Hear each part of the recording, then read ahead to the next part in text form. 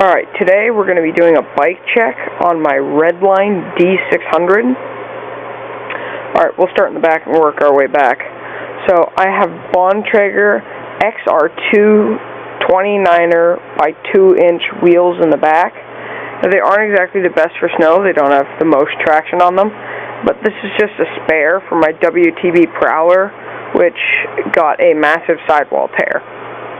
Alright, moving up, we have a 9-speed cassette, along with the 120mm rotors, and the Avid DB550, I believe, mechanical disc brake pads, with amazing red end crimps. Then we also have the SRAM X5 shifting, and now, yes, I know this is a 9-speed shifter, and I only have 8 speeds, but that's besides the point. We have Trivia, I believe that is, not Triu, cranks, and I went 1x from the 2x that I had up here, and it's made the bike so much quieter and so much nicer. I did upgrade and put a master link on this chain because it did not have one. So moving up, then I have this just standard alloy platform platform pedals. Then you have your 2 water bottle mounts up here. Then I have a Cannondale seat post with a charge saddle, and I upgraded to this clamp because it looked better and was black instead of being silver. Then you have the white and red stripe, the redline logo, and the d600 logo, or the d600 logo. Moving up in front, we have a Specialized Control 29er by 2.3-inch tire. Now, I like to run smaller nubs in the front and big knobs on the side, so you have that fast rolling in the street, and then when you turn on like muddier condition, you have those nice knobs.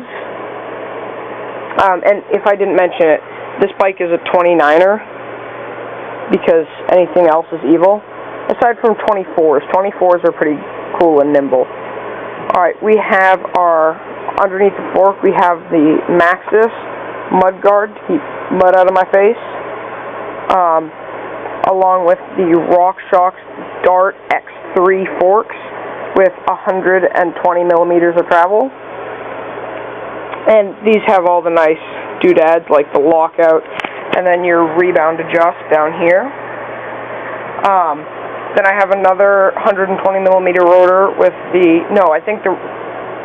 is 120mm, the rear is 180, with the same Avid mechanical disc brakes. I also, moving up, we have an extended stem, which I need to get a no extension stem. Then we have slightly rised bars, but they're not too rised. I think it's a 10mm rise. And then we don't have it on, but on the bars we have this speedometer normally. So if we just click that in there, it's a Specialized Speed Zone speedometer that mounts onto my synchros, handlebars, and stem. Then I have my SRAM X5 shifting up front with the Avid alloy brake levers. I upgraded to lock-on grips because they look better. And that pretty much sums it up.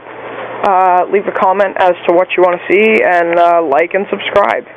Thank you for watching, and we'll catch you next time as my bike just graciously spins.